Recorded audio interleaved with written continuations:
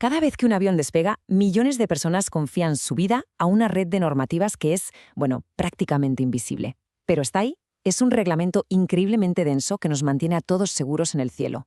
Y hoy vamos a desgranarlo. Vamos a seguir el viaje de un único vuelo, desde que está en el hangar hasta que vuelve a tocar tierra.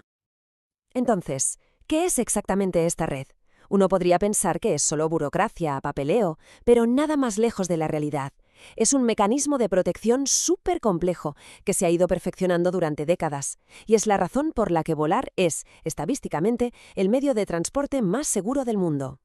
Para entender cómo funciona, vamos a seguir un orden lógico. Nuestro viaje empieza con la máquina, o sea, con el avión en sí. Luego echaremos un vistazo al equipo que es obligatorio llevar a bordo y a las personas que están al mando. Seguiremos con las reglas del cielo, las normas de tráfico aéreo, por así decirlo. Y terminaremos con la parte que para mí es la más fascinante, cómo todo este sistema aprende y mejora con cada vuelo que se realiza. Muy bien, pues vamos al lío. La seguridad no empieza cuando nos abrochamos el cinturón ni cuando cierran las puertas del avión. Empieza mucho, mucho antes. Todo se basa en un concepto fundamental. El avión, por ley, tiene que ser apto para volar. Y todo esto se resume en una palabra que es clave en aviación: aeronavegabilidad. Ojo, que esto no es una opinión, es un estándar técnico y legal que se puede medir. Significa que el avión no solo es que funcione, sino que cumple al milímetro con el diseño original con el que fue aprobado y que, por supuesto, está en condiciones perfectas para operar con total seguridad. Pero, a ver, ¿quién es el responsable final de que esto se cumpla? La lógica podría llevarnos a pensar en el piloto, ¿verdad? Pues no. La normativa es muy clara en esto. La responsabilidad principal y continua es del propietario del avión o de la aerolínea que lo opera. Ellos son el primer y más importante eslabón de la cadena. Y claro, esto no es algo que se deje al azar o a la buena fe. El sistema funciona de forma proactiva. No se espera a que algo falle. Como mínimo, sí o sí, cada avión tiene que pasar una inspección anual súper exhaustiva. Es un ciclo constante de revisiones que garantiza que cualquier posible problema se detecte y se solucione mucho antes de que pueda convertirse en un peligro. Vale, ya tenemos una base sólida. La máquina es segura. Ahora, sobre esa base se construye la siguiente capa de seguridad: el equipamiento.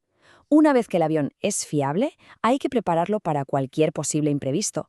Y las regulaciones son increíblemente detalladas sobre qué debe haber a bordo. Pensemos en algo tan básico como los botiquines, pues la normativa no solo dice «tiene que haber un botiquín». No, va mucho más allá. El número de botiquines que se exige depende del número de pasajeros. Como vemos, la lógica es aplastante. A más gente, más recursos médicos tienen que estar disponibles. Y es que el nivel de detalle llega a puntos que nos pueden sorprender. Esto es un ejemplo brillante de la profundidad de la planificación. Entre los elementos obligatorios que debe tener un botiquín médico a bordo se incluyen, literalmente, pinzas para el cordón umbilical. Esto nos enseña que las regulaciones están pensadas para cubrir escenarios que son extremadamente raros, pero no imposibles. Y esa mentalidad de estar preparado para todo continúa. Por ejemplo, en los vuelos que van sobre el mar. No es suficiente con que haya un chaleco salvavidas. La norma exige que cada uno de ellos tenga su propia luz de localización.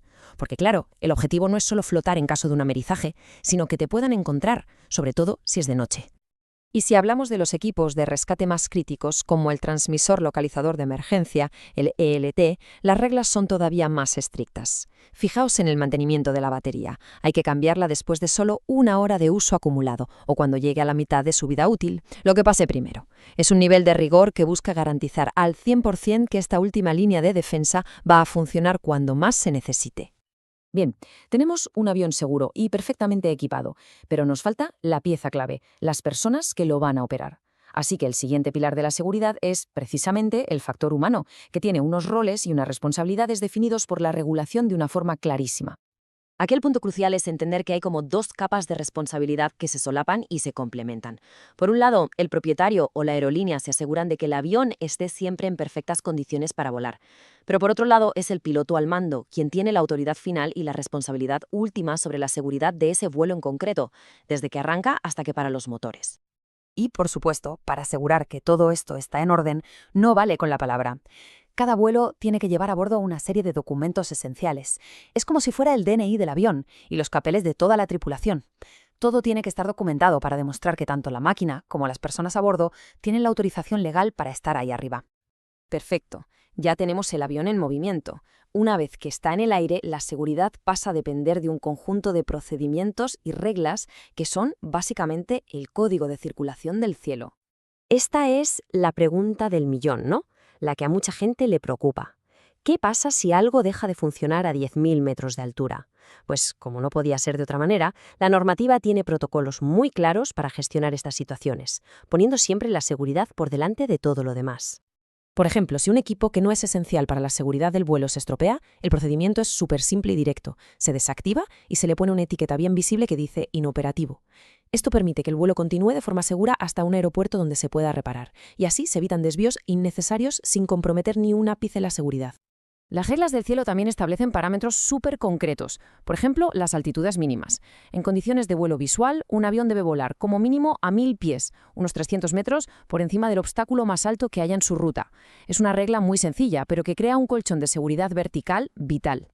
Y con esto llegamos a la última parte, y en mi opinión la más importante de todo el sistema, porque la seguridad aérea no es algo estático, no es una foto fija, es más bien un organismo vivo que aprende de cada experiencia, buena o mala, para hacerse cada vez más y más fuerte. El principio fundamental de todo esto es la trazabilidad. Cada cosa que se le hace a un avión, por pequeña que sea, queda registrada por escrito. Se anota qué se hizo, cuándo se hizo y, esto es crucial, quién fue la persona que le dio el visto bueno. Así se crea una cadena de responsabilidad personal y un historial completo de la vida del avión. Además, el sistema obliga a que las incidencias más graves se notifiquen a las autoridades. Y aquí lo más importante no es buscar culpables. El objetivo es analizar los datos para identificar patrones. Si un tipo de pieza empieza a fallar en varios aviones por todo el mundo, se puede lanzar una alerta global para que se inspeccione o se cambie esa pieza en toda la flota, y así evitar que vuelva a ocurrir. Así que, como hemos visto, toda esta arquitectura de reglas es en el fondo un gran libro de lecciones aprendidas, muchas veces de forma trágica. Cada norma que existe, existe por algo. Y esto nos deja con una pregunta final para reflexionar.